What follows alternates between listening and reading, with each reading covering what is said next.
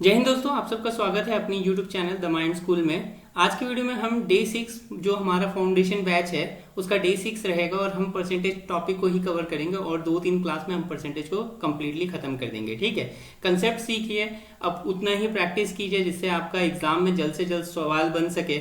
ठीक है, और फिर उसके बाद मॉक टेस्ट लगाइए जिससे आपको भी कंफर्म होगा कि आप सिलेक्ट हो सकते हैं। तो आज डे 6 है, तो डे 6 के लिए चलो वीडियो शुरू करते हैं।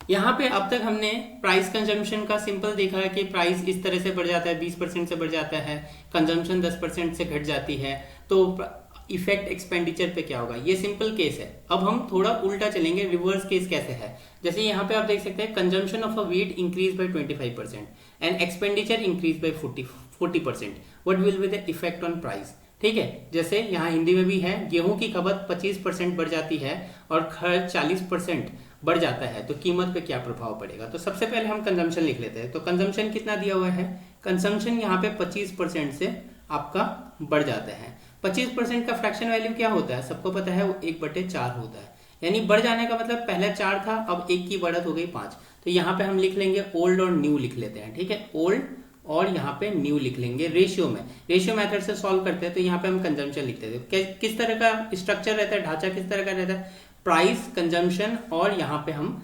एक्सपेंडिचर लिखते थे। ठीक है, तो प्राइस का डिटेल नहीं दिया गया है। कंजम्पशन कितना से 4 से 1 रुपया बढ़ गया, यानी 5 रुपए हो गए। यानी पहले 4 यूनिट खपत थी, अब 1 यूनिट बढ़ गई, तो 4 से 1 5 यूनिट हो गई। ठीक है, अब एक्सपेंडिचर कैसे इफेक्ट किया, एक्सपेंडिचर 40% से बढ़ गई, यानी एक्सपेंडिचर आपका 40% से बढ़ जाती है। 40% का मतलब क्या होता है, 40% का मतलब होता है 2/5। ये देखो फर्स्ट ही लेक्चर में बताया है, अब मत पूछिएगा कि कैसे हुआ। ठीक है, तो पहले एक्सपेंडिचर 5 यूनिट था, अब 2 की बढ़त हो गई तो 7 यूनिट। तो यहाँ एक्सपेंडिचर कैसे लिख लेंगे, पहले 5 यूनिट था, अब 2 की बढ़त हो गई तो 7 यूनिट हो गई। ठीक है, अब देखो यहाँ पे हमें प्राइस का पता करना है कि प्राइस किस तरह से बढ़ा है। तो ये रेशियो कैसे निकालेंगे, देखो ये रेशियो निकालने के लिए जो एक्सपेंडिचर है ना उसको एज इट इज यहाँ पे पुट करना होता है। तो यहाँ पे हम एज इट इज 5 पुट कर लेते हैं। ठीक है, एज इट इज, या फिर एक साइड का रेशियो, एक साइड का रेशियो को देखिए सिंपल सा यहाँ पे हम एज इट इज 5 पुट कर देते हैं। ठीक है, जो एक्सपेंडिचर का डेटा है, एक्सपेंडिचर का 5 है, यहाँ एक्सपेंडिचर का 7 यूनिट है, तो हम यहाँ पे 7 यूनिट पुट कर देंगे। ठीक है, और सिंपल क्रॉस मल्टीप्लाई कर देंगे। ठीक है, क्लियर है ना। तो देखो 7 × 4 हो जाएगा, 5 × 5 हो जाएगा। तो ये अब डेटा प्राइस का पता चल गया। यहाँ पे 5 × 5 25, तो 25 और 7 × 4 28, यानी 25 से 28 हो जाता है। कितने यूनिट की बढ़त होती है, आप यहाँ पे देख सकते हैं कितनी यूनिट है, 3 यूनिट प्राइस में बढ़त हो गई। कितने पे, 25 पे, इंटू 100 हो गया। ठीक है, क्लियरली समझ आ रहा है ना। देखो 25 से एक बार में कट जाएगा, 25 से 4 बार में कट जाएगा, और ये आ जाएगा आपका 12%। तो इस तरह से आपका क्लियरली सवाल बनता है। ठीक है, जैसे स्पीड और करते जाएंगे तो आप एग्जाम में क्वेश्चन देखते ही आप जल्द से जल्द सॉल्व कर पाएंगे। ठीक है, नेक्स्ट क्वेश्चन पे चलते हैं। नेक्स्ट क्वेश्चन क्या बोल रहा है कि the price of rice fall bye 10%। तो यहाँ पे प्राइस जो है, चावल का दाम 10% से गिर जाता है। ठीक है, यहाँ पे आप देख सकते हैं चावल की कीमत 10% से कम होती है, हो जाती है। कोई उपभोक्ता यानी कंज्यूमर इंक्रीजेज देयर कंजम्पशन, अपना जो खपत है उसको उस पर वृद्धि कर लेता है, जिससे क्या है, टोटल एक्सपेंडिचर जो उसका जो खर्च है वो केवल 1% कम होता है। यानी 10% प्राइस कम हुआ, बट खर्च जो है वो 1% कम होता है। तो सीधी सी बात है, हम सबसे पहले क्या लिखेंगे, यहाँ पे हमने सिंपल लिख लिया, प्राइस लिख लिया, और प्राइस क्या है आपका 10% से इंक्रीज होता है। ठीक है, तो यहाँ पे प्लस 10% लिखेंगे। इसी का फ्रैक्शन वैल्यू लिखेंगे, तो 10% का फ्रैक्शन वैल्यू 1/10 होता है। ठीक है, तो यानी पहले 10 था और 1 से कम हो गया, देखो ये कम है। ठीक है, डिक्रीज होता है। ठीक है, तो 1 से कम हो गया, यानी अब जो होगा 9 होगा। तो यहाँ पे वही ओल्ड रेशियो न्यू रेशियो लिख लेंगे। ठीक है, यहाँ पे ढांचा वही लिखेंगे, प्राइस, यहाँ पे कंजम्पशन, और यहाँ पे एक लाइन लिख के यहाँ पे एक्सपेंडिचर कर लेंगे। प्राइस क्या हुआ, 10 रुपए से हो गया आपका 9 रुपए हो गया। ठीक है, क्लियर है, क्लियर। अब देखो इसमें क्या बोला है, एक्सपेंडिचर जो है, एक्सपेंडिचर जो है, सिंपली एक्सपेंडिचर की बात करते हैं तो वो 1% ही कम हुआ। 1% कम होने का मतलब क्या है, देखो भाई 1% का मतलब 1/100 होता है। ठीक है, क्लियर है। कम हुआ यानी पहले 100 रुपए खर्च करते थे, अब 1 रुपए की कमी 99 रुपए हो गई। तो तो यहाँ पे हम एक्सपेंडिचर कैसे लिखेंगे, 100 रुपए, अब 1 रुपए की कमी हो गई तो 99 रुपए खर्च हो गए। अब देखो इसको किस तरह से सॉल्व करेंगे, एक्सपेंडिचर एज इट इज यहाँ पे बिठाना है, ठीक है, और ये जो मल्टीपल है यहाँ पे क्रॉस मल्टीप्लाई कर देना है 9, और वैसे ही यहाँ का 99 एज इट इज बिठाना है और यहाँ से आपका 10 एज इट इज यहाँ पे मल्टीप्लाई कर देना। तो यहाँ पे क्या हो गया, देखो 100 इंटू 9 कितना होता है आपका 900 होता है, ठीक है, और 99 इंटू 10 कितना होता है आपका 990 होता है, ठीक है। क्लियर यहाँ पे हो गया। रेशियो में अगर देखेंगे तो ये ओल्ड और न्यू, देखो ओल्ड और न्यू रेशियो आपका कंजम्पशन का कितना हो गया 900 और 99, एक जीरो से एक जीरो कैंसिल हो गया, ठीक है। 90 से 99 कितने की बढ़त, देखो आप साफ साफ देख पाओगे कि ये 9 यूनिट की बढ़त, कितने पे 90 पे इंटू 100 हो गया इसका आंसर। अब देखो इसको सिंपल काटेंगे भाई, ये कितना 9 से 10 बार में कट जाएगा, 10 से 10 बार में, यानी 10% की जो है इंक्रीज होगी खपत में 10% की इंक्रीज होगी। नेक्स्ट क्वेश्चन पे चलते हैं। नेक्स्ट क्वेश्चन भी वैसा ही है, रिवर्स केस है। रिवर्स केस में क्या होता है, सिंपल सा पहले मैं आपको रेशियो का बारे में बता देता हूँ। रेशियो अगर नहीं क्लियर हुआ तो आप नहीं, जैसे मान लो ये ओल्ड रेशियो है, ठीक है, और ये न्यू रेशियो है, ठीक है, ये आपका ए है और ये बी है, ठीक है, और इन दोनों का प्रोडक्ट से हमें कुछ एक थर्ड यूनिट आता है जो कि मान लेते हैं हम सी आता है। अब मान लो सी का रेशियो अगर मान लो हम देते हैं यहाँ पे 7 और 11 दे देते हैं, मान लिया हमने, ठीक है, ये रेशियो है। और ए का रेशियो हमें पता है, मान लेते हैं हम ए का रेशियो 2 और 5 का रेशियो है, ठीक है। अगर हमें बी का रेशियो निकालना है तो सीधी सिंपल सी बात है, ये 7 को एज इट इज यहाँ पे रखना है, ठीक है, इनटू ये ब्लैंक छोड़ देना है, ठीक है, रेशियो का साइन लिखना है। 11 को एज इट इज यहाँ पे लिखना है, इनटू ये ब्लैंक छोड़ना है। अब देखो ये ब्लैंक जो छोड़ा ना, कहाँ कैसे फील होगा, क्रॉस मल्टीप्लाई होता है, ये 5 यहाँ आके मल्टीप्लाई होगा, ठीक है, और ये 2 यहाँ पे आके मल्टीप्लाई होगा। तो अब जब इसको करेंगे तो ये कितना होगा, 7 5 जा 35 होगा। तो बी का रेशियो लिखना है, 7 5 जा कितना होगा 35 इस टू 11 2 जा 22 यहाँ पे, ठीक है। तो यहाँ पे क्या है, 35 से 22 की कमी हो रही है, देखो 35 से 22 हो रहा है तो कमी हो रही है, कितना होगा कमी, 20 होता तो 15 होता है, यानी 13 यूनिट की कमी हो रही है यहाँ पे, सिंपल सा बात है।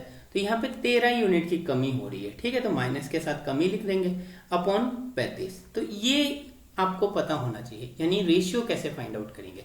तो वैसे हर एक क्वेश्चन को आप सॉल्व कर लोगे। जैसे इस क्वेश्चन में क्या है, the price of a commodity increases by P%। जो प्राइस है आपका, प्राइस है वो कितने से P% से इंक्रीज हो जाता है, ठीक है, इंक्रीज कर जा रहा है, याद रखिएगा, ठीक है। वैसे ही its consumption is reduce by P%। जो कंजम्पशन है इसका,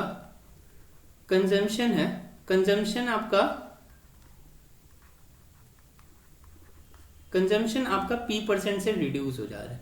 तो यहाँ पे माइनस प्लस लिख रहे थे, इंक्रीज हो रहा था, तो यहाँ पे हम सिंपल माइनस लिख देंगे, और यहाँ पे एरो में डाउनवर्ड मतलब डिक्रीज हो जा रहा है। अब बताओ कि इनका जो टोटल एक्सपेंडिचर है वो डिक्रीज हो रहा है, 4% से डिक्रीज हो रहा है, ठीक है। तो एक्सपेंडिचर क्या है आपका, एक्सपेंडिचर वो 4% से डिक्रीज हो रहा है। सिंपल सा बात है, क्वेश्चन इस तरह से दिया, हमें पी का वैल्यू निकालना है, तो हम क्या करेंगे बताओ, इसमें हम क्या करेंगे, देखो ये क्वांटिटी क्या है, पी सेम है। अब देखो हमने बहुत बार इस क्वेश्चन को सॉल्व किया, जैसे देखो ए इंटू बी अगर कभी भी प्रोडक्ट होता है, ठीक है, वो एक सी क्वांटिटी यानी कि आता है, तो हम इसको दो तरह से कर सकते हैं। किस तरह से कर सकते हैं कि देखो एक बढ़ रहा है फिर घट रहा है, तो उस केस में क्या है, एक देखो नेट चेंज का फॉर्मूला भी बताया था, नेट चेंज का फॉर्मूला वो क्या होता है, A plus B plus A B by 100 हो गया, ठीक है, ये सिंपल सा फॉर्मूला था। तो अब यहाँ पे ए का जगह पे क्या है, प्लस पी है तो पी लिख लिया हमने, बी के जगह पे क्या है, बी के जगह माइनस पी है तो माइनस पी लिख लिया, प्लस यहाँ पे पी होगा, ठीक है, और फिर ए के जगह प्लस पी हो गया इनटू बी के जगह माइनस पी हो गया, ठीक है, क्लियर है, अपॉन 100 कर दिया। इस तरह से भी सॉल्व कर सकते हैं। और ये नेट क्या है, 4% डिक्रीज है, ठीक है, तो ये 4% का डिक्रीज है, तो यहाँ पे -4 लिख लेंगे, सीधी सी बात है। इस टाइप से क्वेश्चन को इस तरह से कर लेंगे, ठीक है। यहाँ पे रेशियो नहीं लगा सकते ना, इसीलिए, क्योंकि रेशियो में तो हमें दो चीज का तो वैल्यू देना चाहिए और दोनों चीज का वैल्यू नहीं है, तो सिंपल सी बात है यहाँ पे हम रेशियो नहीं लगा सकते। तो अब क्या है, plus P minus P cancel हो जाएगा, प्लस माइनस माइनस हो जाएगा, और ये p² अपॉन 100 हो गया, ये देखो माइनस का साइन कैंसिल हो जाएगा। तो यहां से अगर हम इसको सिंपल लिख रहे हैं तो पी स्क्वायर इक्वल टू 4, ये 100 यहाँ डिवाइड करे इधर जाएगा तो मल्टीप्लाई करेगा, इंटू 100 कर देंगे। अब देखो ये p को हम सिंपली यहाँ पे कैसे लिख सकते हैं, तो आप यहाँ पे देख रहे होगे कि ये p को अंडर रूट में डाल दे तो यहाँ से p equal to under root 400 आ जाएगा। क्लियर है। और 400 का क्या रहता है, 20 रहता है रूट। अब देखो ये पॉजिटिव आया यानी p 20 है।